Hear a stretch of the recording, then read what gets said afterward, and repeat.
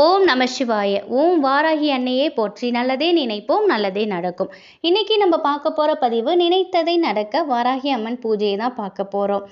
ராஜராஜேஸ்வரியின் காவல் தெய்வமாக விளங்கக்கூடிய சப்த கன்னிகளில் 5வது கன்னியாக இருக்கிறவங்க வாராகி அம்மா. வாராகி அம்மாவுக்கு பஞ்சமுகிங்கிற பெயரும் இருக்குது.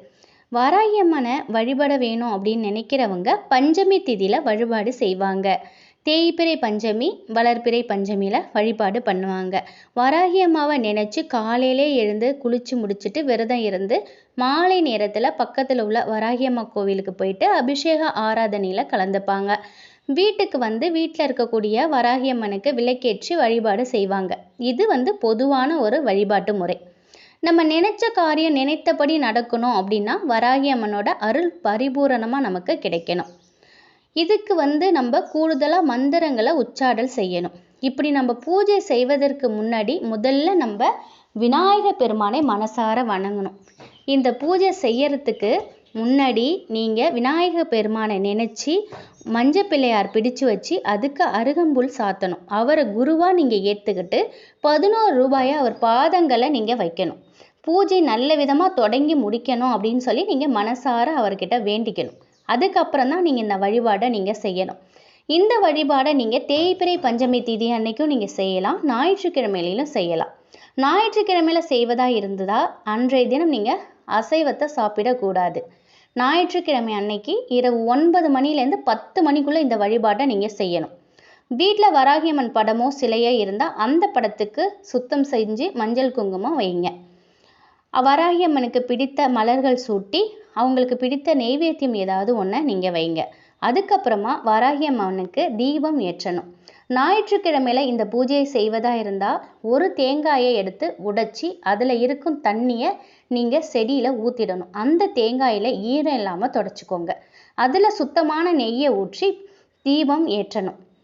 அதே நீங்கள் இந்த வழிபாட்டை தேய்பிறை பஞ்சமி திதியில் செய்வதாக இருந்தால் புதுசாக வாங்கின அகல் விளக்குகளை எடுத்து அதில் இழுப்பெண்ணெய் ஊற்றி தீபம் ஏற்றணும். இப்படி தீபம் ஏற்றும் பொழுது தீபம் வடக்கு பார்த்தவாறு அல்லது கிழக்கு பார்த்தவாறு தான் இருக்கணும். வராகி அம்மனுக்கு மிகவும் பிடித்தமான நிறம் பச்சை நிறம். அதனால் நம்ம வராகி அம்மனோட வழிபாடு செய்யறதா இருந்தால் விருந்தறையில் உட்காராமல் பச்சை நிற துணியை போட்டு அது மேலே உட்காந்து நீங்கள் வழிபாட்டை செய்யலாம்.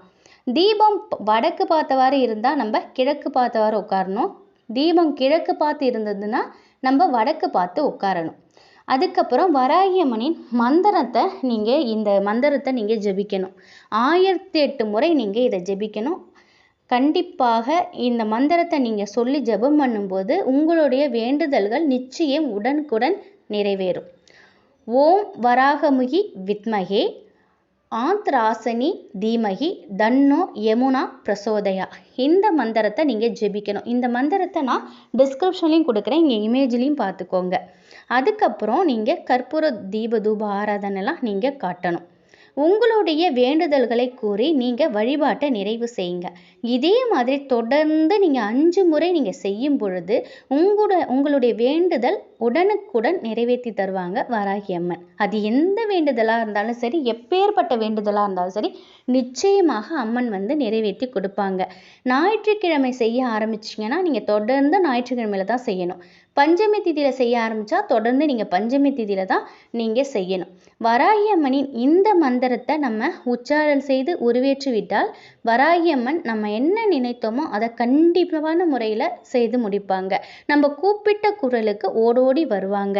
நிச்சயமாக இந்த ஒரு வழிபாடு நம் நினைத்த காரியங்கள் எதுவாயினும் உடனே நிறைவேறுது. அப்படிப்பட்ட சக்தி வாய்ந்த மந்திரம் தான் இந்த மந்திரம்.